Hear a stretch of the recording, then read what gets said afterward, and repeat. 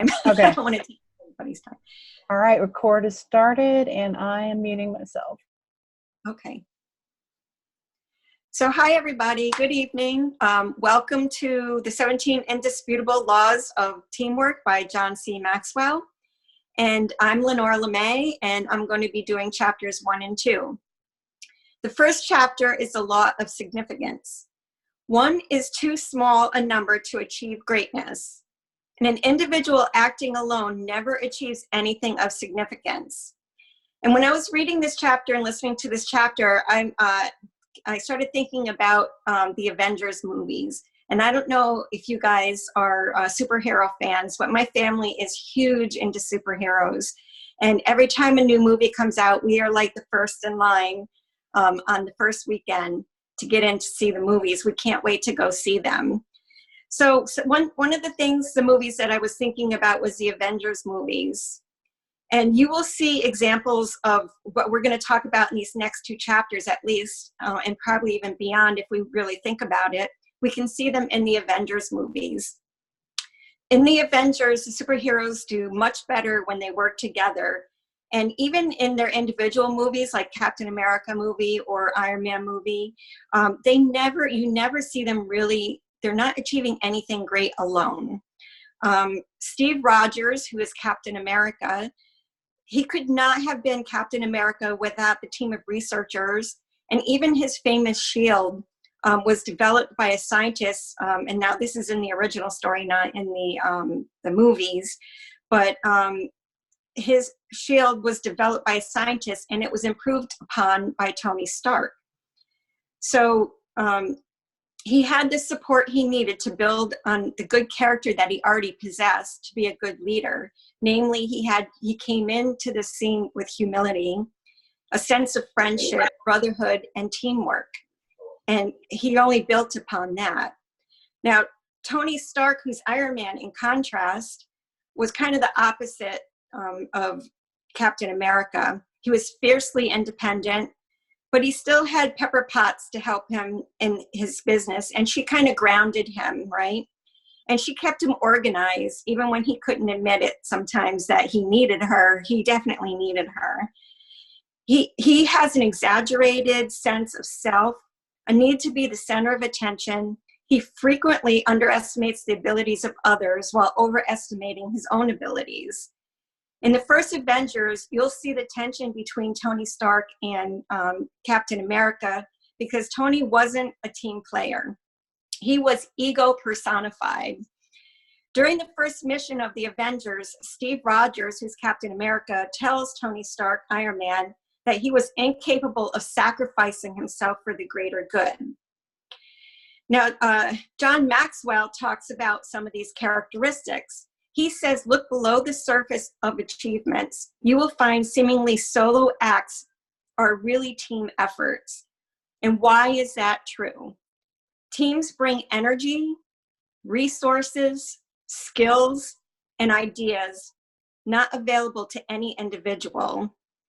Teams provide a broader and deeper insight to problems. Teams foster humility and community. Teams hold one another accountable. And you will see that in the Avengers movies being played out.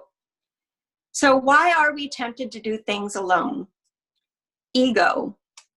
Few people are fond of admitting that they can't do everything themselves. Insecurity. Some individuals are threatened by other people. They fear loss of control. They fear that someone might be better than they are. Naivety. Some individuals underestimate the difficulty of achieving big things. And temperament. It is not natural for some people to form teams. It doesn't occur to them as a way to do things. And you'll definitely see that in Tony Stark in the beginning and stuff, but you'll see the progression of him becoming a great leader as time goes on. So how do we reflect on this and apply it into our own teams? Think about the big dream you have. Is it bigger than you are? Would it benefit others? Is it worth dedicating a large amount of your effort to make it a reality? If you answered yes to all 3 of these questions, Think about the kinds of people that would make a good team to achieve the dream. Make a list of people you know who would be good on the team. Invite them to team up with you.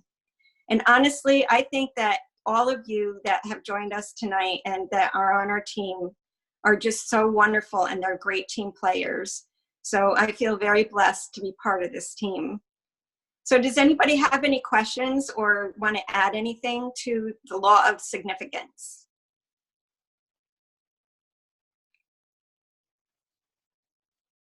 Let me unmute everybody. I'm sure there are some questions. I don't know how to unmute all at once, so I have to do it one at a time. Hi, Karen. Hi, Hi. April. Hi, Ray. Thanks for joining us, guys. And I hope if people haven't seen these movies, I don't ruin it for you, but You're doing a great job now. Yeah, I Thanks. loved it. there's no big spoilers there, I don't think. So does anyone have any questions or anything to add to what she has said so far? No. All right, Lenora, I'm going to let you run with it. I'm going to mute Okay. everybody again. So chapter 2, the law of the big picture. The goal is more important than the role. Members of a team must have mutually beneficial shared goals. Winning teams have players who put the good of the team ahead of themselves. That may mean sacrificing personal satisfaction or glory. So now I'd like to jump ahead to the latest Avengers movies, which started at the last, were 2 movies, and it started with Infinity War. It seems like the Avengers have lost, but comes in Doctor Strange, and he acknowledges that letting Thanos get the stones is a necessary part of his plan for actually beating Thanos. And there's more to the fight against Thanos than just this one battle that they're in. He's saying he has a plan. He watches some 14 million possible timelines, and he tells Tony that he saw only one in which the Avengers won the battle. He actually bargained for Tony Stark's life to give Thanos the time stone for which he carried out his evil deed with. Dr. Strange saw that saving Tony served the bigger picture. Among those who ceased to exist was Dr. Strange himself. He sacrificed himself because he saw the bigger plan, the bigger picture.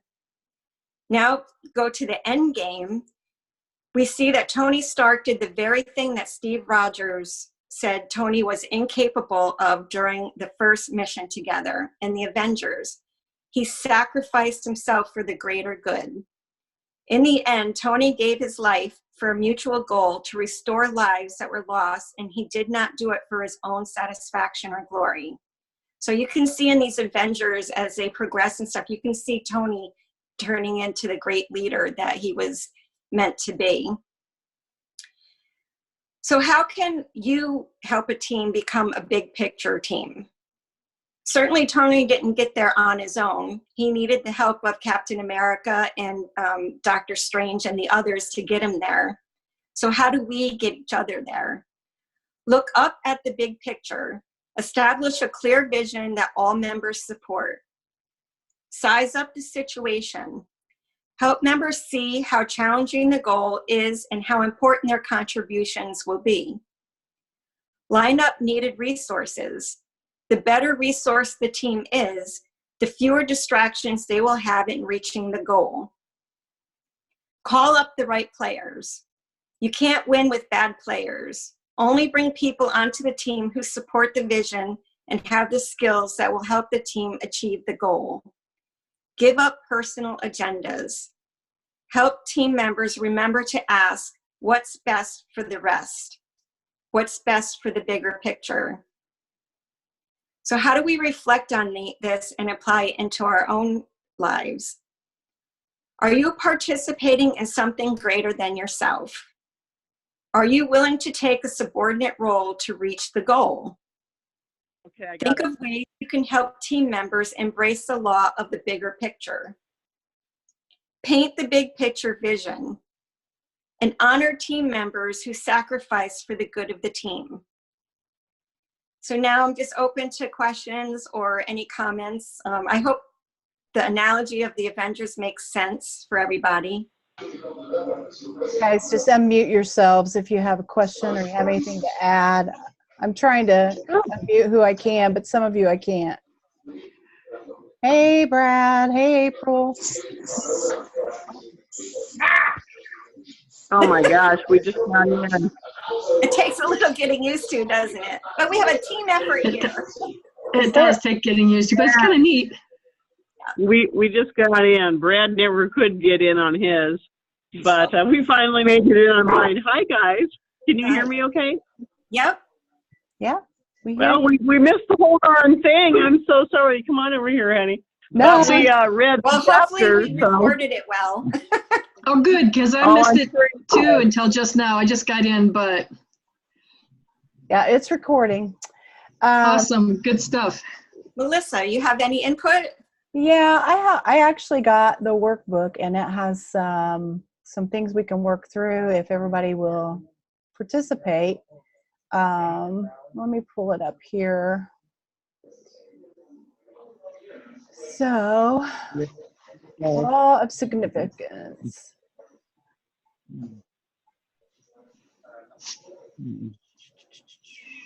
Sorry, I should have already been there.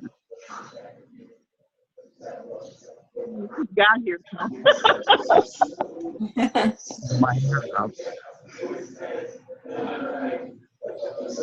Okay, one of the action questions was, do you agree with the author that nothing of significant value has been achieved by a lone individual?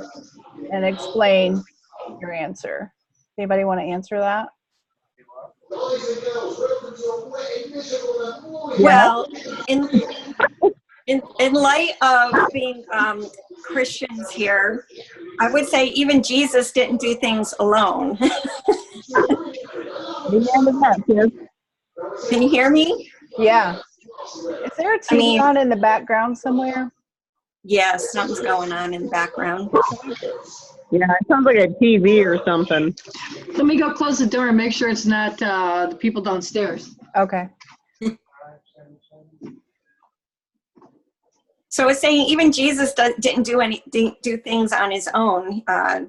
First of all, him coming into the world required a yes from Mary, and you know, he got a lot of support from the angels and from his apostles and things like that, and all of his work continued on through other people. So that's probably the greatest achievement in our world. So, yeah, I think one of the examples they gave in the book was like the cancer research, how they needed other people to expand on that and to help that go further along. I kind of briefly got through the first 2 chapters today, but that's what one of the takeaways I had was the cancer research. right. Mm-hmm. And, you know, definitely in network marketing, we know that, I mean, you guys know my motto, alone we can do so little, but together we can do so much.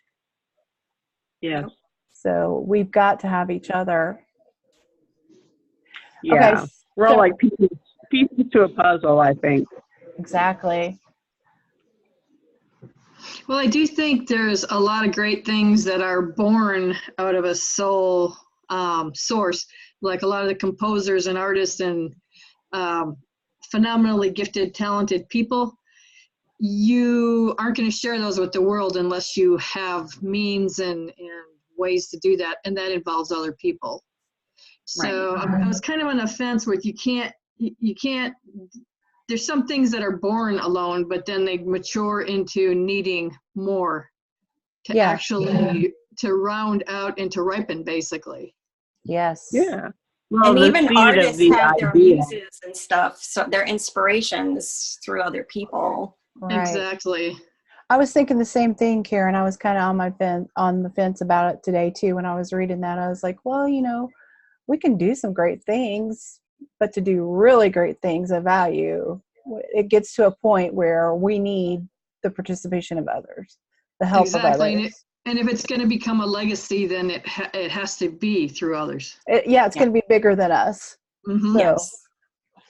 I agree.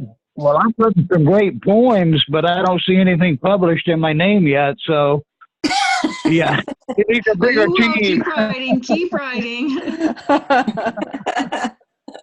Next week, right? Right. Okay, so the next action question says, what do you consider to be the number one reason why people are hesitant on being on a team? How can this hesitation be dealt with or eliminated? I think one of the reasons is people, by nature, we don't want people to know our weaknesses. Mhm.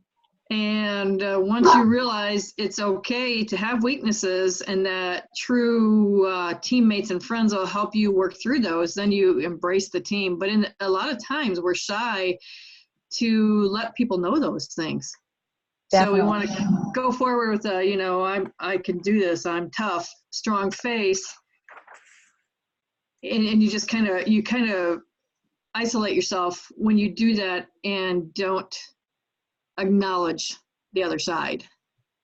And I think that together we can help each other grow stronger in the areas where we're weakest. But it does take being comfortable with yourself to say, hey, I'm really weak in that area, I could use some help. Exactly. Yeah. And that's one of the hardest things to say, I think, is I need help. I need your help. Yeah. Yeah. We have a tendency to want to do everything ourselves. Mm-hmm. Yeah. Guilty. Yeah, I'm guilty. And take I'm very guilty. control. Mm-hmm.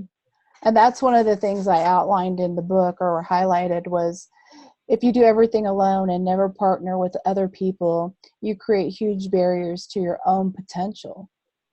I never thought of That's it right. that way. I never thought of it that way, but it's true. I've seen in a situation in ministry work once where someone's insecurity just made her not want to be a team player because she just saw that other people, she felt that other people had better gifts and talents than she did. She could never see that they just had different gifts and talents. None of them were greater. They worked well together, but just could never get past that insecurity. Yeah, I So think she had a real low self-esteem, it sounds like. Mhm. Yes, very low self-esteem. She didn't see any value in herself. That's really sad. Yeah, and But as that a drives team- people to do things on their own. Yeah. Yeah. That's something a team can help with, though, too, is help people to identify or come to realize the value that they do have. Maybe they don't see it in themselves, but we can give our perspective to the value of that individual. Right. that's what I was going to say too, April. I agree. I think Am I that's one of the talking most too loud? wonderful things. What's that, Karen? What's that? I think that's one of the most wonderful things is that we can lift one another up and help each other, just feel that power. I mean, as a team. Yeah, and I It think is. Self-confidence will grow. yeah, and I think that all of our differences is what makes us such a great team. I agree. Yep. If Brad and I hadn't had teamwork tonight, we would have never got on here. Exactly. Likewise. Thanks, Michael. Brad was ready to throw the phone through the window and walk out and start doing horrible things. And I was thinking about joining him for a minute, but we took a deep I took a deep breath. He ran outside, ran up the grave, and came back in, and we got it. Between the two of us, we got it. I don't do Nice. technology very well. He does better than he thinks he does. It took the two of us. I'm going to skip a couple of these questions, but one that I think is really important for some of us to hear especially me, and all of us, I think this is important for us to hear. What challenges do we currently face in what we do that requires some teamwork? Well, a real quick one that comes to mind for me is my technical knowledge, and I'm very thankful for Michaels and Carissa because they are constantly bailing me out and teaching me things there, because I'm not real strong in that department, and I want to become a lot stronger in that department because there's some really great things you can do, but I'm not there. Got a ways to go. So they're just absolute wonderful mentors. They are. Yes.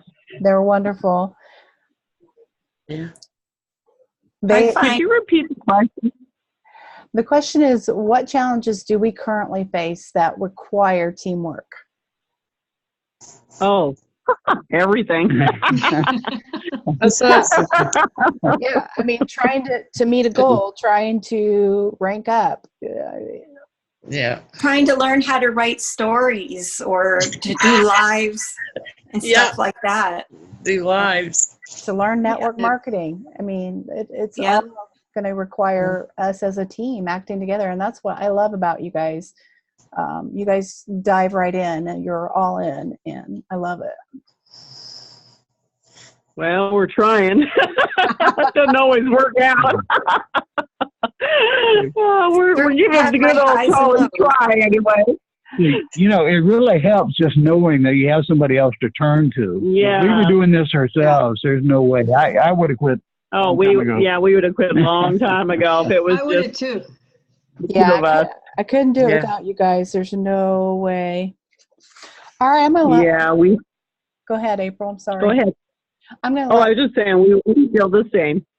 Yeah, I'm gonna let Lenora go on to chapter 2, the law of the big picture. I did. Oh, we didn't chapter 2. Yeah.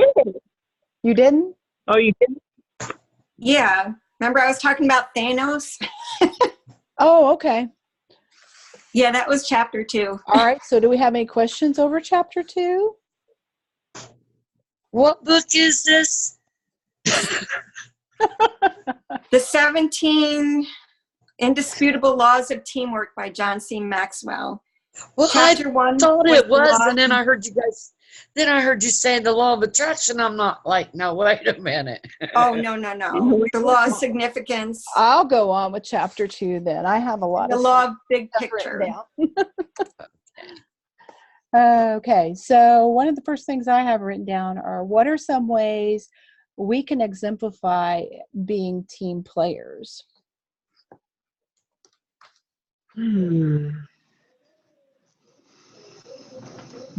I think this right here, just supporting each other. Yeah. Showing up. Yeah. Showing up, right there. You said it. Showing up in its simplest form is one of the most powerful things. Because I noticed that when I don't show up for a while, I get weaker. And then when I do show up, we empower one another. You know, it's just like it starts the fire burning in your blood again, and you're like, oh man, gotta be there. If I miss a Monday night, I'm usually really perturbed with myself because I'm like, I did that this week. I was like, I don't even know where I was. I didn't even know what day it was. It was like, what the heck? I missed the Monday Night Live. I was so mad at myself. Yeah, because it's so powerful. Yeah, this is so important. We need each other. We need to, carry each other and lift each other up during those low times. And sometimes I see you all's excitement, and that gets me excited again. Sorry about that. It happens. I honestly feel that the people who just refuse to get plugged in or refuse to do what we're doing and don't want to be part of a team are just numbered days, because like you said earlier, you're not going to do it alone. And if you have the passion and the fire in your blood, you're going to want to empower one another and be empowered by the team. Totally. I kind of feel like we're a bunch of baby chicks and we're learning how to walk and run together. And I get really excited when I see the team growing and elevating. I just remember back to the beginning when I still really kind of have so much to learn for sure. But I remember back to the, month 1, month 2, month 3, when I was learning how to write a post without getting in Facebook jail. And I saw the way the post looked for everybody else on the team, and they were kind of a similar mentality. And over the months, I saw the posts mature in the way they were written, and I was so proud of us for growing that way. I was so proud of the whole team for upping their game and learning and growing and maturing in a visible way that you could see through the written posts. I thought that was pretty cool. That inspired me. Okay. I think all are inspiring.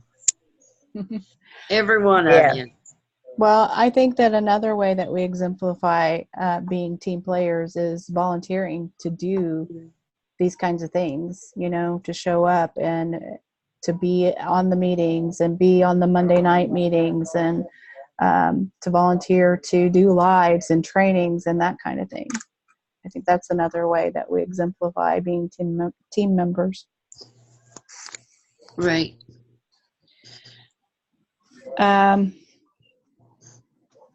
So it talked about the look up at the big picture, and it says leaders usually have the role of capturing and communicating vision. They must see it first and then help everyone else to see it. And I see that as our role as leaders, is casting the vision for our team and getting them to see that vision and to buy into it. And so the question that I have for you all is, what are some ways we can cast that vision? This is one area that by being consistent, and that's one area that I was talking about weaknesses earlier. That's my weakness right now, is the consistency. One of my biggest weaknesses right now is the consistency.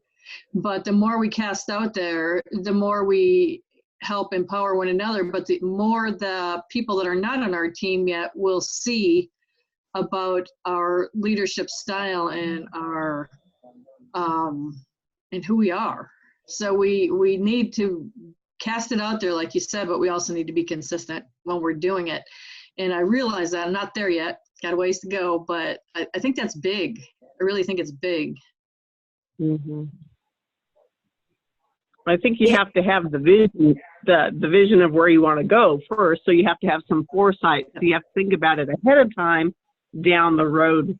It's like, okay, here's where I am, or here's where I am today. Here's where my team is today. Here's where I'd like it to go. And then we need to voice that to our team, obviously, and give them enough time to digest it. Great example is this. Melissa says, okay, in a month from now, we're going to, up our game. We're going to study X, Y, or Z. What would you like to study? Okay, now that you're digesting that, let's give it a little time to think about it and set in. Now that you've decided you want to study X, Y, and Z, who wants to participate?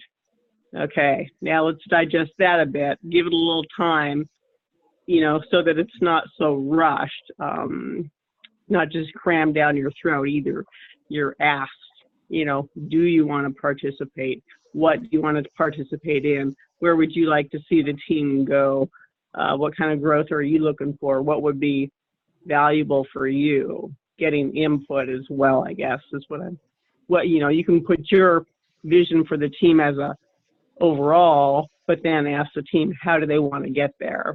Or do they think that's what's important, Very good, April. I love that. Mm-hmm. I think something that Melissa is very good at too is she identifies the right players and she elevates them and she honors them. So, and I think that builds great teams and leaders when you do that. Thank you, Lenora. I appreciate that. Yeah, I definitely recognize leadership in all of you. So if I've ever reached out to you and asked you to do something like that, that's why. I recognize your leadership capabilities. Okay. I loved the size up the situation. They don't shrink from the challenge. They savor the opportunity. They can't wait to put together a team and a plan to accomplish the vision. I love that. Got that highlighted. Mm-hmm.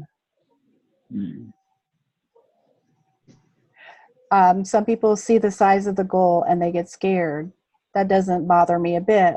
We've already got a great team. We do. We have a great team. To make it to the next level, we just need a few more people like the ones we already have.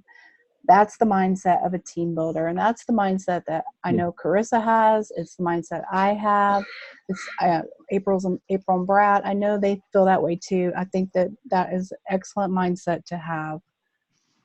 We just need more of what we have right here. Yes, I agree. Amen. This nucleus is good, so we'll just grow the nucleus. We'll help each other grow, support one another, encourage one another, teach one another, because we all have our strengths for sure, regardless of what we might think. And some of us might wonder perhaps what our strengths are. As Lenora had pointed out, the young lady she was identifying with earlier.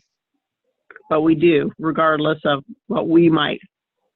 Sometimes the team can remind us that we have value beyond what we see in ourselves. Well, everybody has value. Sometimes they don't recognize it, so it's up to us to recognize it and encourage it. Be able to see that in one another and help each other. Yeah, see that, recognize that, and our own skills. And give like April said, and our own skills. I mean, we don't always see our own skills. And so, like Lenora just pointed out one of mine, and I'm like, I didn't even know I had that skill. So. Yeah.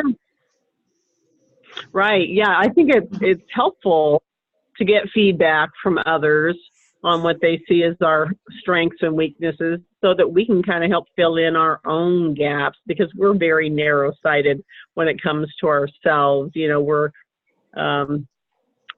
We see our flaws smaller than what they really are. But also, I think it's true that we don't see our significance. We also downplay our strengths as well. Exactly. That's what Brad was just saying too. So. Yeah. On what you just said, I think sometimes we see our flaws bigger than what they actually are. You could be right. Yeah. We kind of go one or the other, don't we? Yeah. Either we're kicking ourselves. Well, I think we kick ourselves really hard for messing up just something even small and insignificant. Yeah. But we don't necessarily see our shortcomings. We diminish typically our shortcomings, but we will kick ourselves in the butt for doing something that we know that we should have been doing. Mm-hmm. Absolutely. Yeah, those of us with OCD tend to suffer from that extremely. Yes, I understand that statement. Some of us have OCD so bad that we actually have to put in alphabetical order, so it becomes CDO. Oh boy, I have a bit of that, but not quite that bad. Thank God. So I like step 6, step up to a higher level. That's what we're doing here, right? Only when players come together to give up their own agendas can a team move up to a higher level. And so yes, that's hard. Giving up your own agenda for the whole team, for the greater good. Because we do live in a society that teaches us the exact opposite of that. It's all about me, So we have to combat that training that we've had throughout the years, just society in general. It's another characteristic that we have to develop if we don't have it. And a lot of people starting out, that's what you've been seeing your whole life is me. Number one, how can I help up my game rather than the teams, and if you've never played a team sport, that might be harder for you to understand or grasp that concept as well. True. Yeah, because sometimes you have to take a step back, for the greater good of the team and let someone else shine or something, Yeah. Gotta let somebody else take the shot once in a while. That's right. You do. Even though you might think that you can take the shot better, and maybe you can, but for the growth of the team, you need to let that other person have their moment in the spotlight, and that'll help them grow, because we're only as strong as the weakest link. And if our weakest link is not able to go live or whatever, answer a question or have self-confidence, then we need to boost them to the point where maybe we could do the job better, but it's more important that they get it out and they get it done and they get the opportunity to grow and shine and see that they can do it, and have everybody cheer them on. Some of the discussion questions, it says, what are some things as leaders that we can do to promote unity within our teams?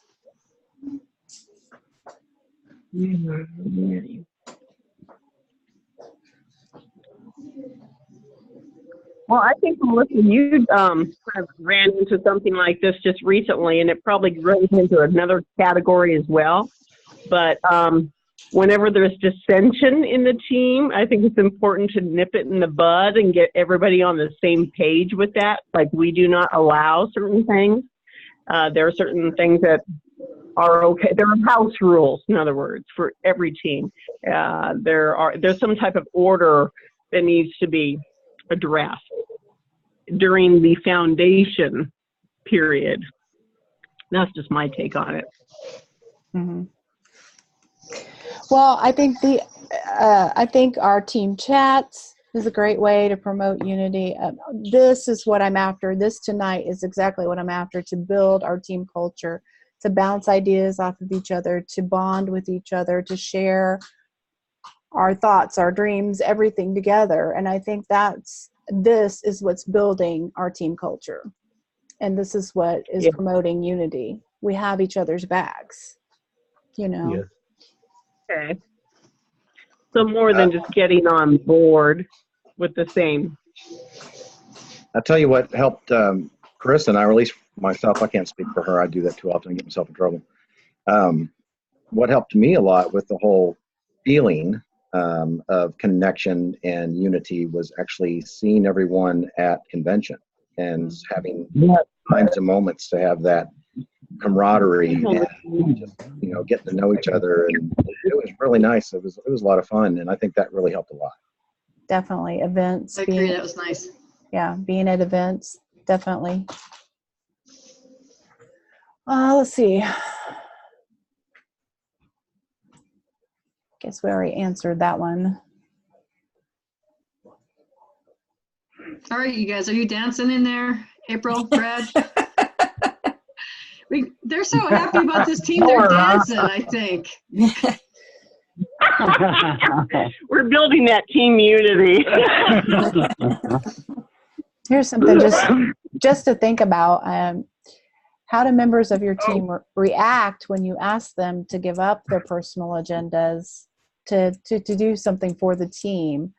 How do they react, and how do you react? That's something to think about.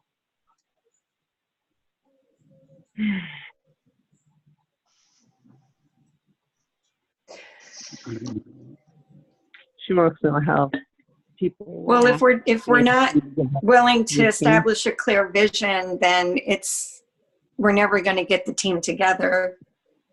And I guess if people react badly to that vision, then maybe they're not the right team players. Exactly. They step up to the challenge, and they are the right team players. So. Yeah. And I think you hit a key point, and it's important to that we all understand and don't get discouraged by the fact that not everybody will be meant to be on the team. Right. People will come in, and some people will not have the passion we have. Mm. And it's important to invest our valuable time into people that do have the passion. We don't want to give up too early, because the fire can start to grow. But at some point in time, we have to say, okay, I got to put my effort elsewhere where it's noticed and needed. And when that other person either comes around or goes away. I When mean, yeah. at some point in time, you got to do that. When you're ready for it, I'm here. Mm-hmm. Yeah. There you go. Yeah, we're learning how to say that. I guess that's been our situation, is we just haven't found anybody who's got the passion or desire yet so far. We've gone through our deck once, but we haven't gone through it a second time. So we're gonna have to get through. We're working on round 2, you know.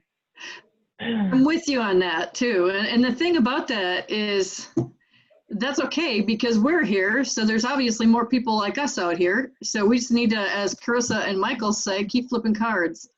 Yeah. And those people like us exist. Otherwise, we wouldn't all be here together tonight. Thank you very much. And if we're here, I mean, we just got to find our duplicates, you know, or find more people with the same mentality. And they're out there. We just have to find them.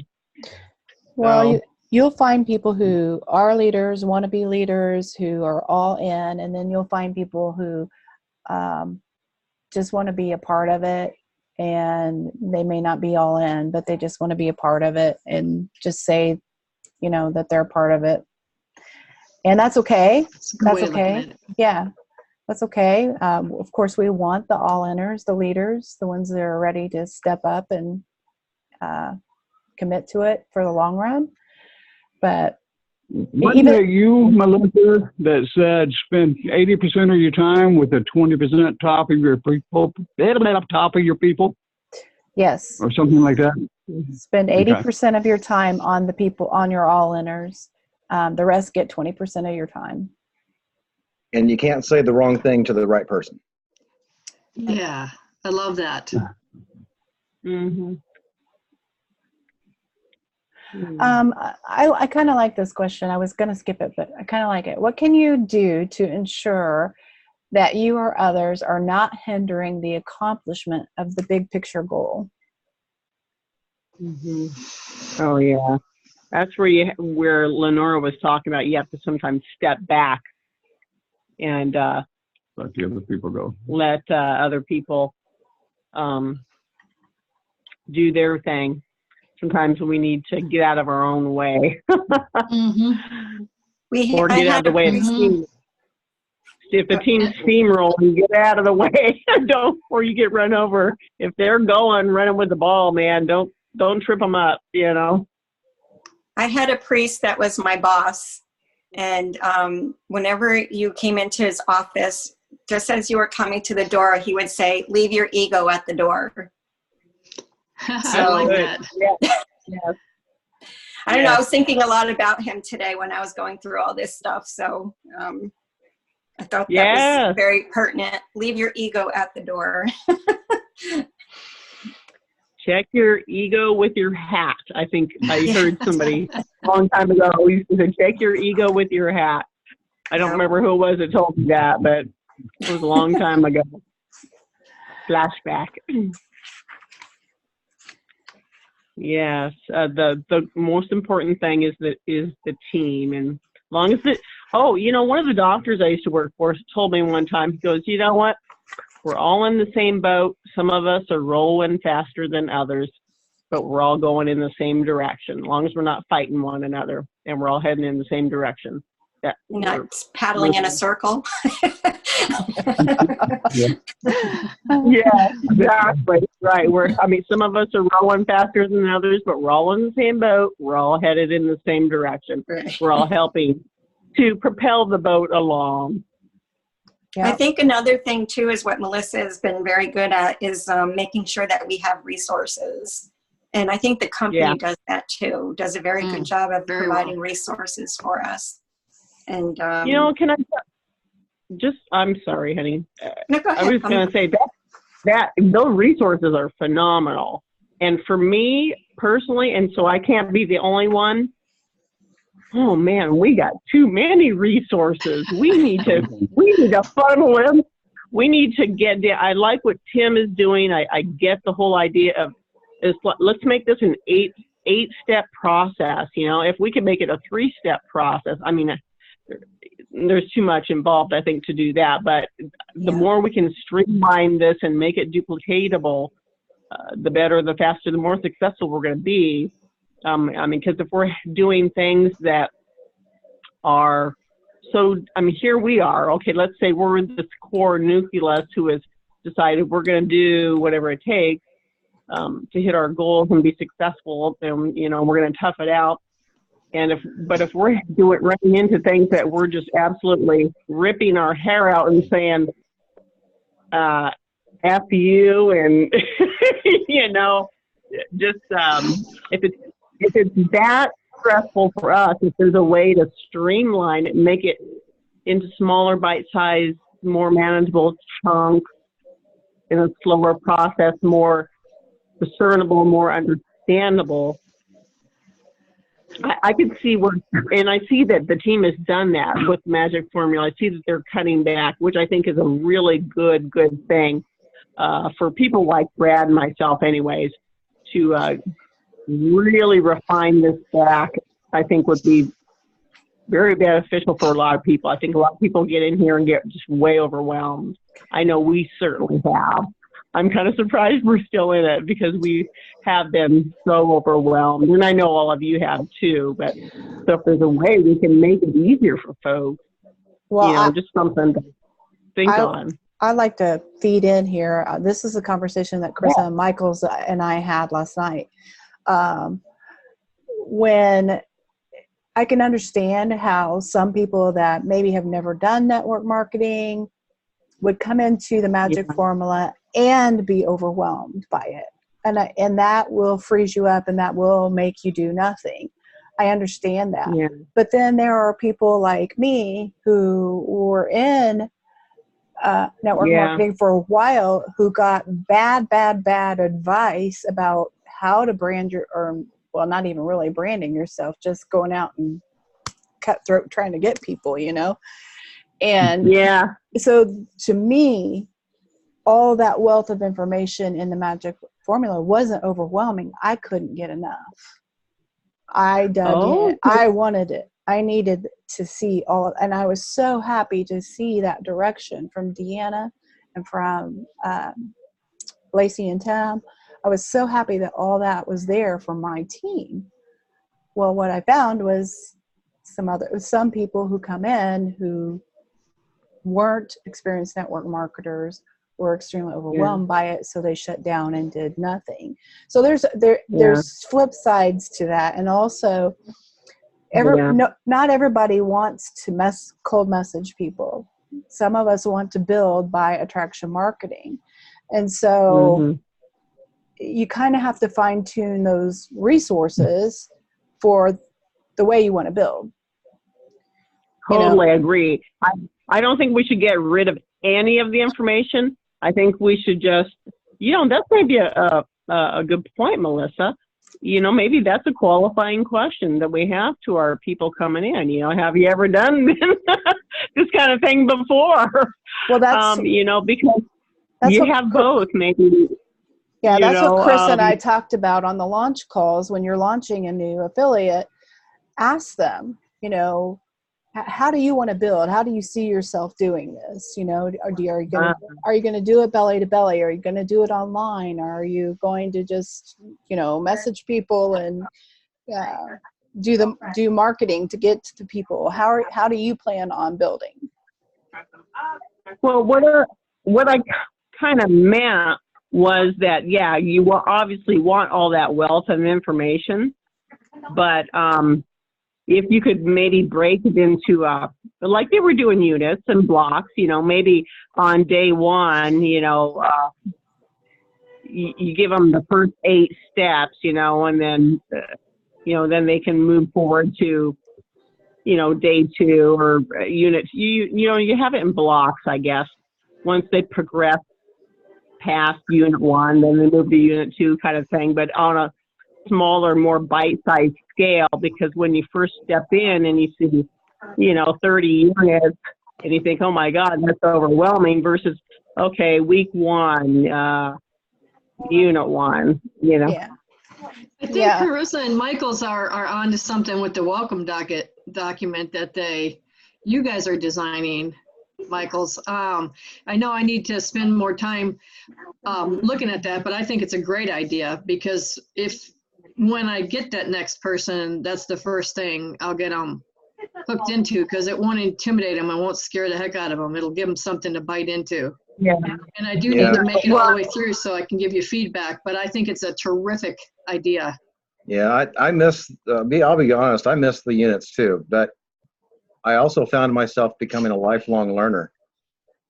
I would Yeah. spend hours in the units and watching the videos and learning the stuff. Then I'd watch it 3 and 4 times to make sure that I understood it properly. So then, I'm paralyzed Right. in that manner by just trying to understand everything. Because that's the default people That's have. They true. want to understand it before they open their mouth. And we need to really, I think it's a mix of the two. We need to have all of those resources, and they need to be in order and that makes sense to walk through, or to jump in and out in the sections if you're looking for something specific. So there's categories or groups. But I think that someone new coming in, they need like 4 core things they got to do. Here's the first 4 steps. Right. Yeah. First make a list of everybody you know, friends and family, or who you should talk to first, because they're the ones that you love, and you owe it to them, because they're going to be upset with you if you don't talk to them first. And later on down the road, you're making a lot of money or whatever, you're being successful, they're going to like, why didn't you come talk to me first? Why'd you give me the opportunity? So you've got to at least approach them first. Now, granted, 90% of them are probably going to give you flack, and they're not The brush off. get involved, but they're going to watch and they'll come on later, just like with Jenna and like with Lacey and Tam. And also, they're the perfect ones to practice on when you're brand new and you're messing up. Sure, Practice on your get loved over your ones. jitters. Yeah, get over your jitters. And Yeah. then, so after you've made that list, let's reach out to them. Let them know what do, that kind of stuff. And then it's time to start looking at your profile so that you can begin to build your brand, that kind of thing. But just you do these 4 things, right? And then from there, here's all the other things that you can jump into, and we'll find what you need when we figure out what that is. Okay, guys. Yeah, I think we've ventured away from the book study here. So let's You did bring it. You it did back. it. I'm calling you out. You did it. No, I didn't do it. Team effort. There's a team effort. But definitely, I'm not, table that for some of our one-on-one calls. Let's talk about that.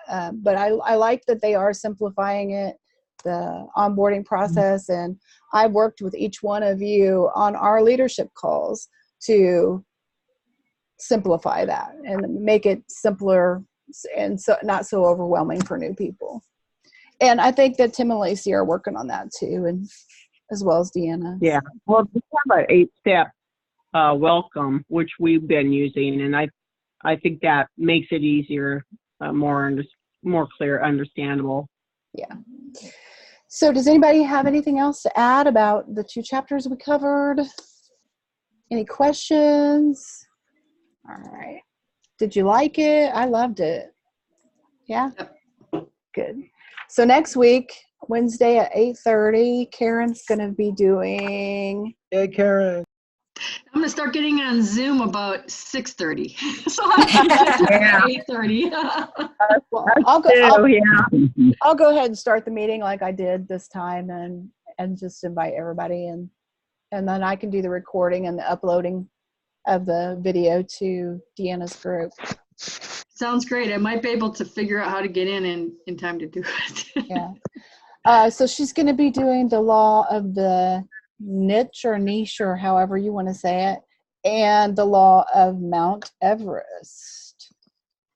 That sounds like a climb.